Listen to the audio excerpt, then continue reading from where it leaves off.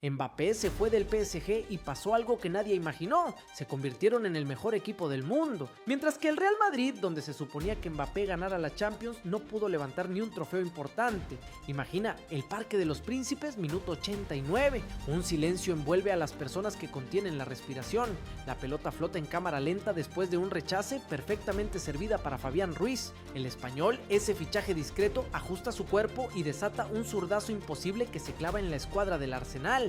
El estadio explota, los jugadores corren por todos lados. Luis Enrique, ese técnico que muchos consideraban acabado, aprieta los puños con una mezcla de rabia y redención. Ninguno de ellos es una megaestrella global, ninguno cobra 100 millones anuales, pero juntos en este momento preciso están haciendo algo que el PSG de las superestrellas nunca pudo: clasificar para una final de Champions. La historia del fútbol moderno es en esencia una batalla constante entre dos filosofías aparentemente irreconciliables. Por un lado, la construcción paciente de proyectos deportivos basados en identidades futbolísticas reconocibles y procesos a largo plazo. Por otro, la inmediatez del éxito instantáneo, el brillo cegador de los nombres y la ilusión de que acumular talento individual garantiza el éxito colectivo. El Paris Saint-Germain ha sido durante más de una década el máximo exponente de esta segunda filosofía. Desde que los fondos cataríes adquirieron el club en 2011, la estrategia fue clara: inyecciones masivas de capital para conseguir a los mejores jugadores del planeta a cualquier precio.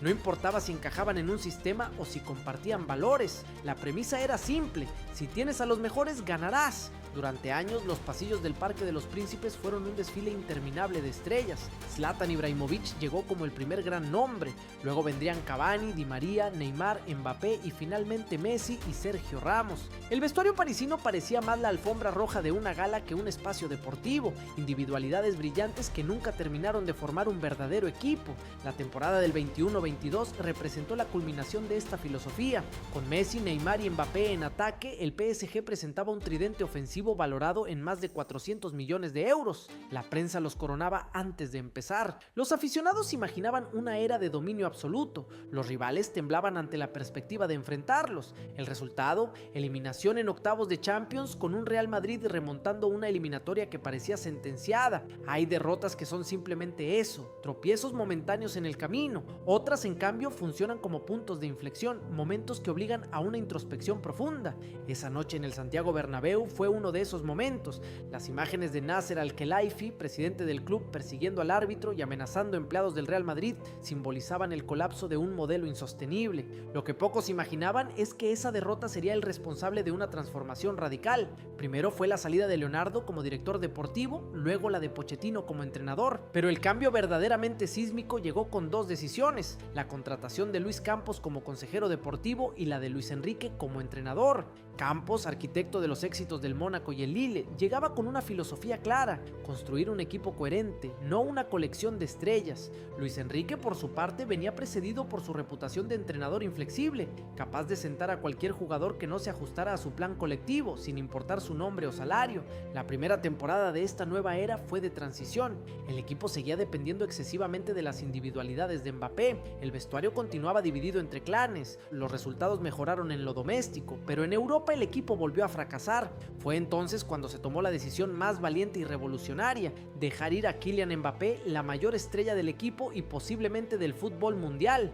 Era una apuesta arriesgada. Sin embargo, desde el punto de vista deportivo, representaba la oportunidad de comenzar desde cero, de construir un proyecto genuinamente colectivo. El verano del 23 marcó el inicio de esta nueva era. En lugar de perseguir nombres, el club apostó por perfiles específicos que se ajustaran al modelo de juego que Luis Enrique quería implementar. Llegaron jugadores como Kolo Muani, Barcola y Gonzalo Ramos. Ninguno era considerado una superestrella mundial, pero todos compartían características comunes: juventud, hambre de triunfo, intensidad y capacidad para jugar en múltiples posiciones. Los primeros meses fueron complicados. El equipo mostraba destellos del fútbol dinámico y vertical que Luis Enrique quería implementar, pero faltaba consistencia. Han dejado ir a Mbappé, Messi y Neymar para fichar a jugadores de segunda línea. Se leía en los periódicos deportivos: este PSG es el más débil de la última década, sentenciaban los expertos. El punto de inflexión llegó en un partido aparentemente intrascendente contra el Brest. El equipo jugó con una intensidad arrolladora, presionando alto, recuperando balones en campo contrario y atacando con una gran velocidad. Ese día los aficionados parisinos empezaron a ver que estaban presenciando el nacimiento de algo especial. No era el PSG de las estrellas, sino el PSG PSG de Luis Enrique, un equipo reconocible, con una identidad clara y un plan de juego definido. La fase de grupos de Champions no fue un camino de sencillo, la capacidad para sobreponerse a la adversidad, para levantarse después de los golpes, algo que sus predecesores nunca tuvieron. Los octavos de final contra el Liverpool representaban un examen de fuego. Los ingleses llegaban como claros favoritos, con un equipo experimentado y un entrenador, Jürgen Klopp, en su última temporada y hambriento de un último título europeo. La ida en Anfield fue un ejercicio de supervivencia. El PSG resistió y logró un empate valiosísimo. La vuelta en París quedó grabada en la memoria de los aficionados parisinos, no tanto por el resultado, sino por la forma. El equipo controló el partido contra uno de los grandes de Europa, no desde la posesión estéril o desde las individualidades,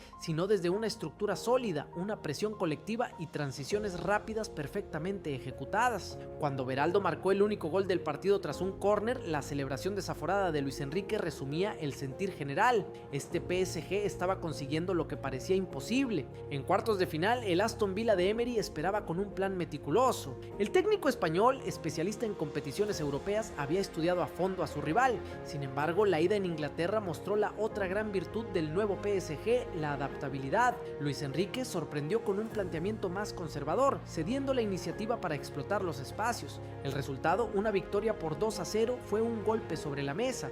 La vuelta en París estuvo a punto de convertirse en tragedia. El Villa se adelantó con 2 goles en los primeros 20 minutos, igualando la eliminatoria.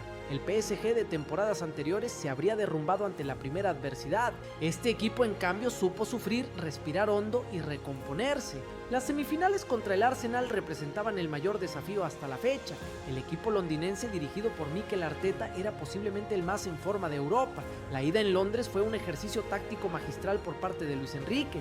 Consciente de la superioridad técnica del Arsenal en el medio campo, el entrenador optó por prescindir de un centrocampista para jugar con 3 delanteros móviles: Dembélé, Kolo Muani y Barcola. El objetivo era claro: buscar transiciones rápidas aprovechando la velocidad de sus atacantes. La estrategia funcionó a la perfección. Un contragolpe letal culminado por Dembélé daba una ventaja mínima pero crucial a los parisinos. La vuelta en París llevó la transformación del PSG a su punto culminante. Durante 90 minutos el equipo ofreció una exhibición táctica, física y mental. Presión alta perfectamente coordinada, recuperaciones en campo contrario, transiciones vertiginosas y sobre todo una solidaridad defensiva desconocida en versiones anteriores del equipo. Cuando Fabián Ruiz marcó ese golazo en el minuto 89, no estaba solo celebrando la clasificación a la final, sino validando un modelo, una filosofía, una manera diferente de entender el fútbol. El PSG actual es la antítesis del que deslumbraba en las revistas y los comerciales, pero decepcionaba en los momentos cruciales. Es un equipo sin grandes estrellas mediáticas, pero con una estructura clara, un colectivo en el que Zaire Emery, un canterano de 18 años, ha desplazado a fichajes millonarios, un proyecto en el que Donnarumma ha pasado de ser un portero inseguro a uno de los más fiables de Europa, en el que Marquinhos ha recuperado su mejor versión y en el que jugadores considerados secundarios como Vitinha o Fabián Ruiz se han convertido en piezas fundamentales. La revolución del PSG representa algo más profundo que un simple cambio de enfoque deportivo.